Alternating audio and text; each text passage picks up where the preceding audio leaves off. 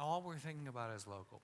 And we have Amy Thielen, whose local note is she's very delighted that her garden, about 2 hours away, near 25 minutes from Park Rapids, froze this weekend. So finally she can stop the endless canning and join us here tonight. And Andrea Baumgardner, who could hardly be more local because her restaurant Bird Bombs is next door.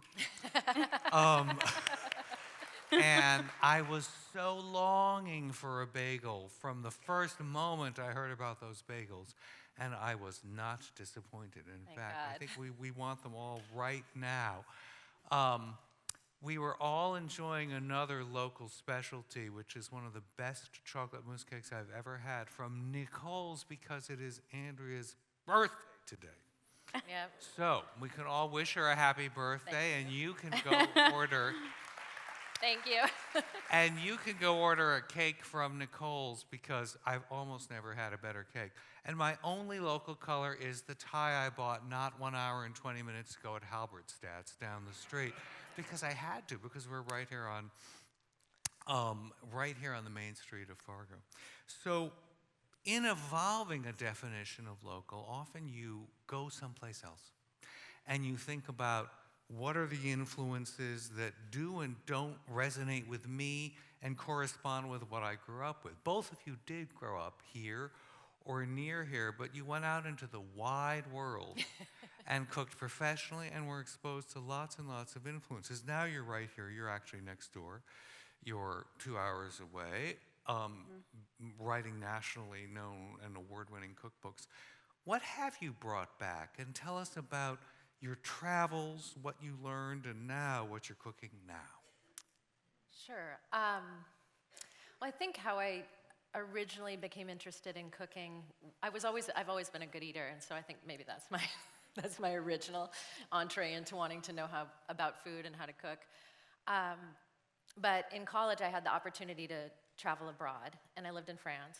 And I lived with a family where they did sort of normal things that French people do, but seemed really rare and special for me. Were they rude to you? No, they were so lovely. No, super lovely. They lived in the south of France, and so we lived in Avignon.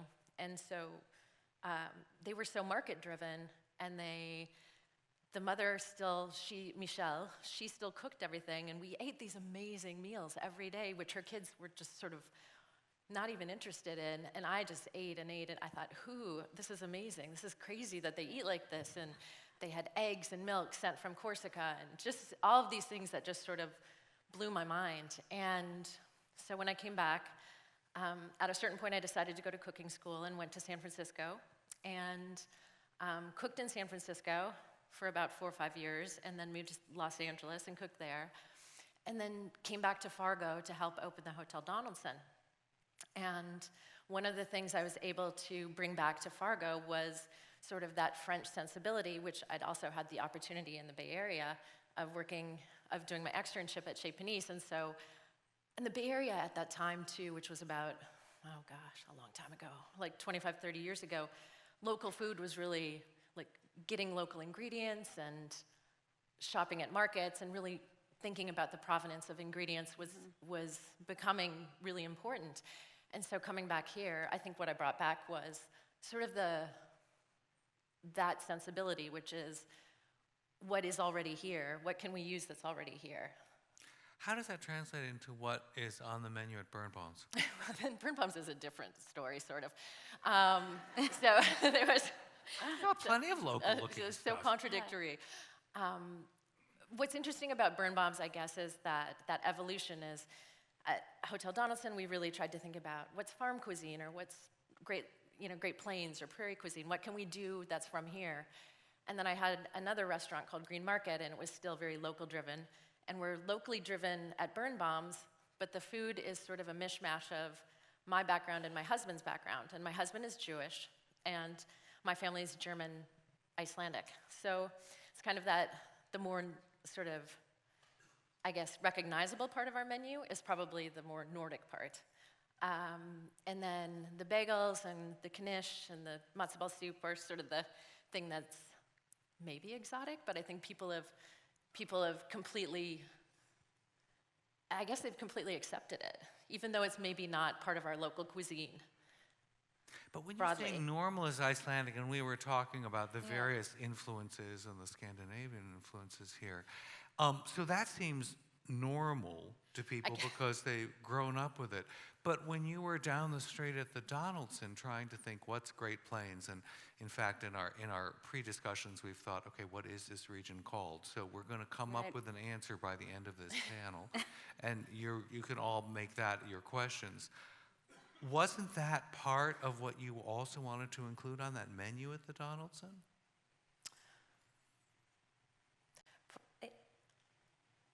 Yes, but I think it's evolved. I think now with Birnbaum's, it doesn't necessarily, now there's much more access to local foods, and that's much more normalized. And so we're able to get farm fresh produce much more easily, and we're able to get local meat, and we're able to figure out how to smoke our own vegetables or meat or, whatever, without actually even calling attention to it, with it just being part of it. I just want to say that I think that you made some of those inroads, though, when you moved here, and you were the chef at the Donaldson, and you probably made some of those relationships. Because I've called you certainly. with farmers, because I've called you many times to ask you, who do you know over here, and where can I get lamb, or where can I get, she knows. Well, I think like earlier panelists were talking about too, I think it is always about relationships. Yeah. Even restaurants, even food. And when you were doing your externship at Chez Panisse, there's so many things that seem, that's a very well-known restaurant in the Bay Area in Berkeley, California. And it seems it's often called the first restaurant that did American cuisine and local cuisine. And so many things about it seem completely pretentious and awful from the outside. Then you get there and it seems really normal and good. One of the things was defining the word forager as a job description. So it was going out. So the idea that, so now you serve as Amy's forager. So in fact, Amy is employing you as a forager. She's my informant. And Amy, tell us about some of the culinary influences in your writings, and you really cooked in sort of the heart of very fashionable culinary labs. Yeah, when I moved to New York, I grew up in Park Rapids, Minnesota, 2 hours east, and I'm there again today. I worked in New York at a lot of, in fine dining, so I was part of like a brigade system. I worked in the big places mostly, and so it was, it was like tweezer food, it was like high end. At the time, the greatest thing about it is I didn't really quite know where I was. I was a little bit naive, and I was a little bit too naive to be afraid, and I should have been afraid. Why? But I wasn't. Well, I came straight from, I think of my story as really cyclical, because right before I moved to New York City, my husband, Aaron, and I were living in this one-room house he'd built out in the Twin States forest. We didn't have any running water, we didn't have any plumbing, we didn't have a toilet, we had an outhouse, and we had a garden, and so at that point I was, growing my own food, and then I moved straight from there to New York City.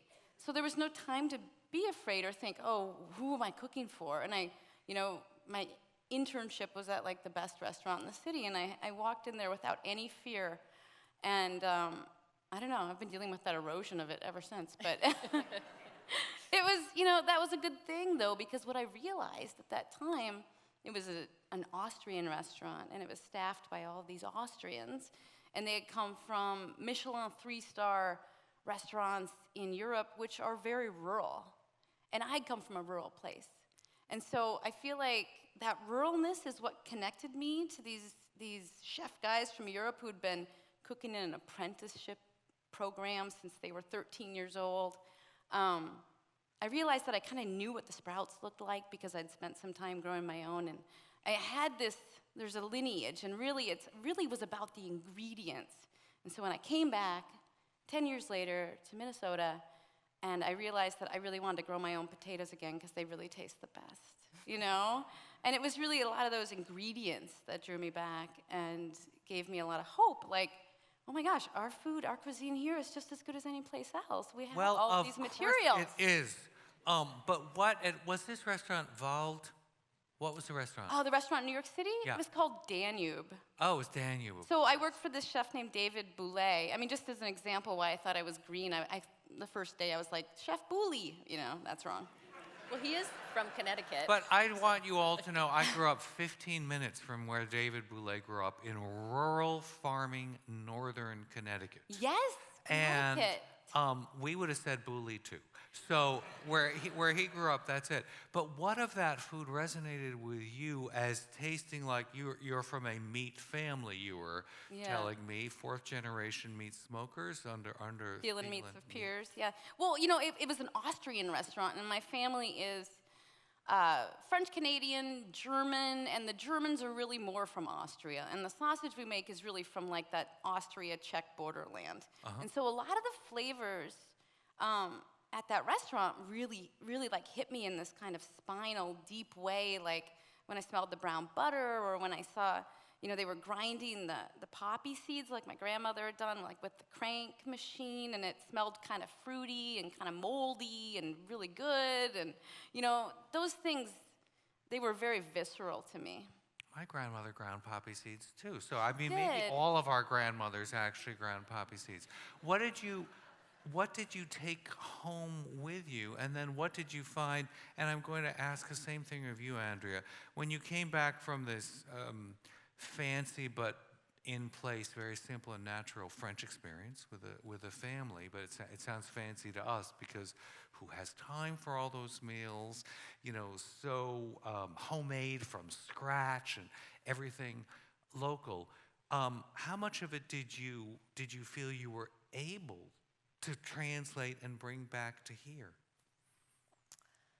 Well, at this point, I think this community's actually really taken that on, and I think nationally people are taking that on. That there is a growing, I think what I was shown about French culture is just that it is part of their culture to think about food. It's important to them. What they eat when they get together is actually something that I think goes by the wayside here, and it goes by the wayside in my life as well. But I think what's the most important thing that I learned was, especially with simple food, I like making simple food, is that you do really have to, at some point, you have to pay attention to if the potatoes are local, if they were, there is a total difference in locally grown greens than greens that we get from California. You can't make up for that time that's lost in transit. So you're able to find local ingredients, tell Amy where to find the good lamb and which farmers. But how much of it do you suppose was or was not similar to what you'd grown up with? Because presumably your family did have access to farm stands. They might not have been in beautiful right downtown farmers market every Saturday, but they were there if they really wanted it. Was it all frozen foods and convenience food? What was it like? Well, I remember in my family, both of my grandmas were like big farm cooks. Like they could cook for 20 people, no fear. Yeah. And in a very thrifty way, as you mentioned earlier. They can throw down. Yeah, just, like unafraid, can put together something and it will taste wonderful. There won't be maybe a lot of pomp with it, but who needs that really in the end? But I think with you grew up in a family where you really did have this experience in food before you went away and came back. Yeah, my mom was obsessed with cooking. I mean, every day it was just like, what are we going to eat? What are we going to eat this weekend? Sounds Oh my French. gosh. No, was she what? She sounds French. They always She shopped sometimes 3 times a day at the grocery store like a French woman, yeah. Goes to the crèmerie, except for she's like going to get like hamburger. But was right? it all? Was she? She would go there all the time because we lived in town. I mean, they would. I tell one quick story about my mom. She's so funny. She would go there so often that when I moved back home to Park Rapids, the guy looked at me and he's like, "I remember. Are you related to Karen Dion?" And I'm like, "Yeah, that's my mom." And he's like, "I remember her." He's like, "She used to come 3 times. The first to look, the second to bitch, and the third to buy." Because I love how my mom. have you adapted that? I was like, "Oh my gosh!" I'm pretty picky. He's like, "I know." No, we looked at the meat. My mom was just like, look at this pork roast. It looks terrible, and like, look at this. It was like everything was, she looked at everything in the grocery store. But how And she influential? taught me how to shop. And that's a big part of cooking, I think. I think it's 80% or Yeah. 90% of cooking. How much of what she made at this painstaking, tormenting all of the markets in order to procure this stuff was from foreign cookbooks or from memories of her own childhood or exposure to a meat family? It was mostly like her mother's food, which was more of that Germanic side and tradition. So there was like, does anybody remember like the smell of like boiled pork with the big fluffy dumplings? I mean, it smells delicious. She made homemade noodles once a week, all of that kind of stuff. But I do remember that the first time, but we would also watch that TV show, Great Chefs, and it was on PBS, and after school we would all go watch it, and we'd say, Mom, can you make this? And so all of us kids, my brothers and myself, we would watch stuff, and I remember coming to the West Acres Mall when I think I was about 11. This is where we would come to buy jeans and cool things, Fargo, West Acres Mall. And we went to the cooking store and we got a Chinese cookbook, and she made, and we wore that thing out. We cooked a lot of stuff out of that book. But how much of it is something that would stay with your own family? And Andrea, how would you describe the ethnicity, if you could, of your own mother's cooking? You've told us about your grandmother's. My mother's cooking. She actually, this weekend, my sister's coming home from New York, and she's going to make a childhood favorite. So I think she had 3 young children, 3 young girls, and my dad had a really busy career, and so I think she had to really, she cooked a lot she's creative in the kitchen. She's also very resourceful.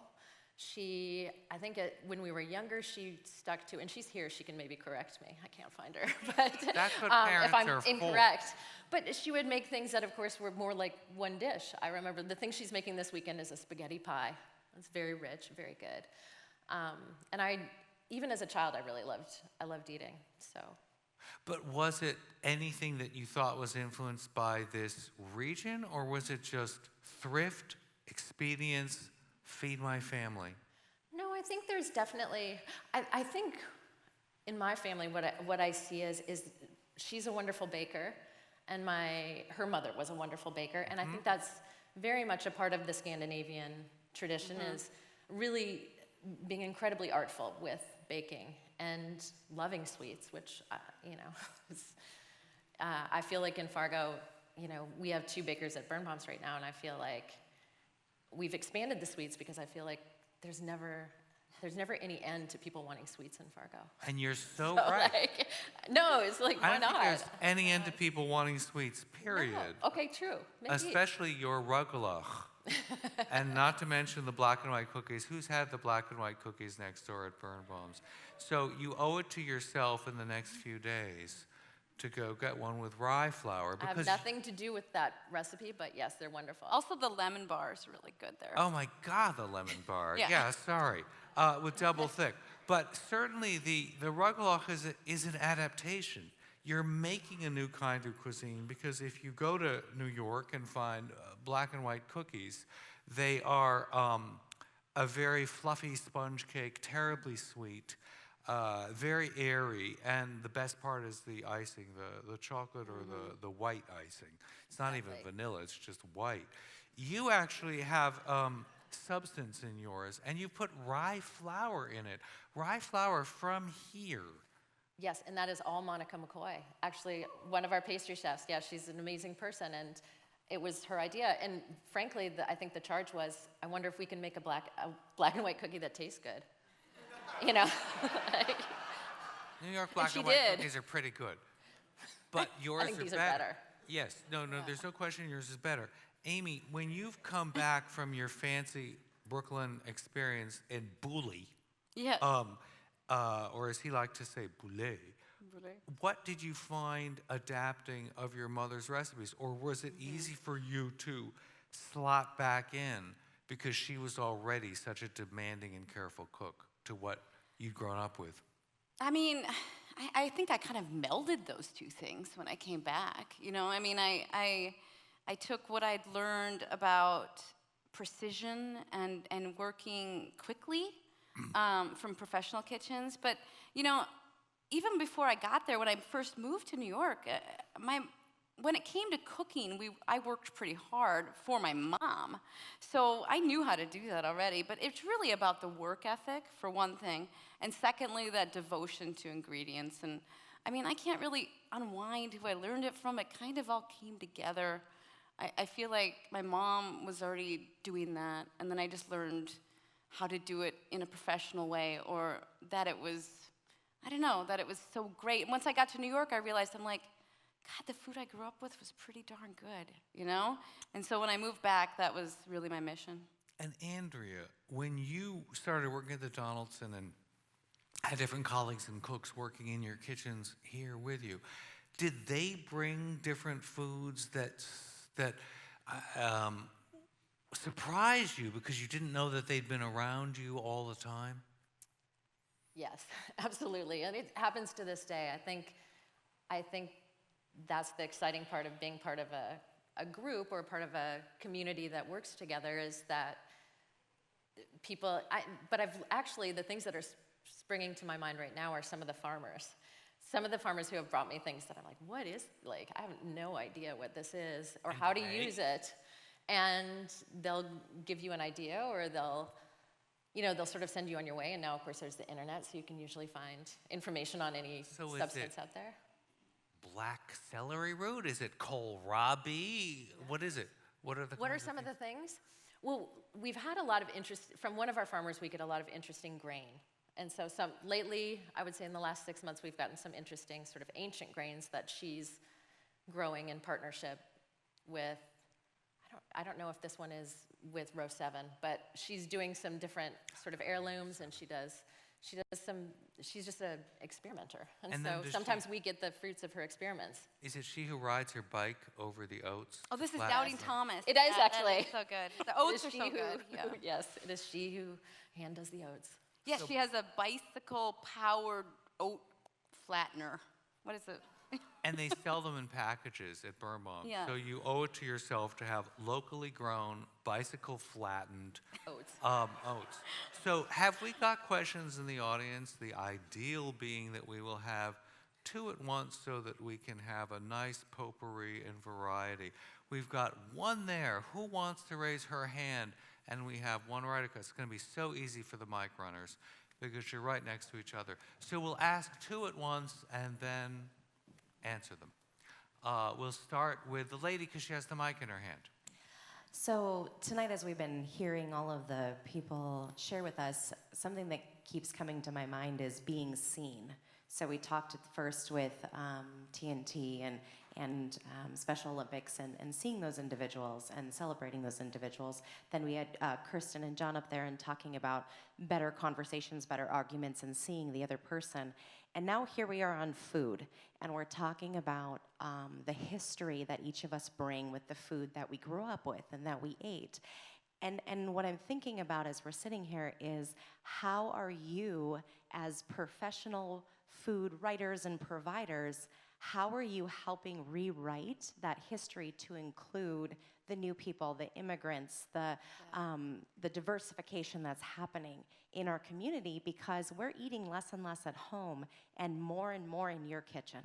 So how do you deal with that responsibility, and have you thought about that as you're preparing and writing? Fantastic question. And I think just to springboard on that question too, with the change of demographics, and there's obviously some more information on dietary changes such as gluten-free, and an emphasis on more organic. I know you talked to Andrea about using the locally grown grains and so forth. So how's that impacted your professional journey as a culinary artist? Great. Andrea, we want to start with the enormous responsibility this questioner has placed on you. Right. Well, I think it's actually a responsibility I'd like to share with everybody. I believe that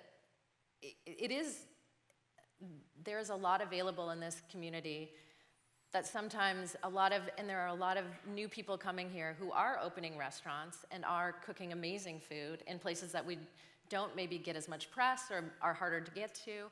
And I do think it's a responsibility to find those places and seek them out and support them if you like them. There's an amazing program locally also with new Americans that's called Growing Together. They do amazing community gardens, and they grow. Some of the gardeners who have started there have now gone on to sort of farm apprenticeships where they're learning to grow, they're growing vegetables as a business.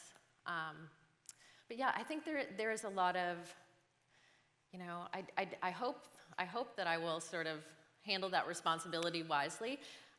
But it's true, there's a lot out there to see and to acknowledge and to support. Great. Amy, two things. The gluten-free and is when you're writing cookbooks for very wide audiences, are you now taking these new dietary preferences and sensitivities into account? And also, I don't know if you want to share, but you're sending your child to a very innovative, locally based charter school with a lot of native students, and I wonder if that influences your own thinking about food. Well, I don't know if going to the school does, but just where I live on the outside border of White Earth Reservation, and my son goes to school at a charter that's about half Native kids in Bemidji, which is, the crossroads of Red Lake and White Earth and Leech Lake. And I've also been really involved in, wild ricing and trying to learn about the Native culture. So the question first, your question is, and we meant to talk more about this too, and we just kind of got on these side roads, but I feel like my first book, my cookbook, was really like an anthology of like that farmhouse era, and it had a lot of Northern European settlement recipes from immigrants who'd moved here 150 years ago, 200 years ago. And I felt like I had to pay tribute to that. But ever since I put it out there, and I'm proud of that book, and I love it, but like, I've just been thinking more about like, what is next? And moving toward thinking about the original people who lived here, yes, Native people and their culture, and there's so much to explore yet as a food writer and to bring to light. And I feel like that, the other thing in Minnesota, in Minneapolis and St. Paul, the Hmong immigrant community is really fascinating. And in Fargo, there's just like so many cool groups and, people from Africa and Bhutanese, and I'd love to go to A&A Market, and I buy tons of stuff there. Andrea and I have been there together on my TV show, actually. We found some really amazing fish sauce. Yes. It's very fancy. But they carry Red Boat fish sauce. You should all go buy it. It's the best. It is the best. Yes. Yeah, that's very And famous. it's really cheap at A&A. And all the rice is really good. You get the new crop rice. Anyway, gluten-free. Yes, rice and pulses and beans from A&A also. But gluten-free stuff, I'll cook for anybody. It doesn't matter. It doesn't really matter to me. It's a challenge to come up with something that's gluten-free, and I kind of love it. And, it's really good to sometimes, like, purge your diet of, like, that kind of fakey bread that's all out there. I love bread, though. I could never do it. But good bread is good.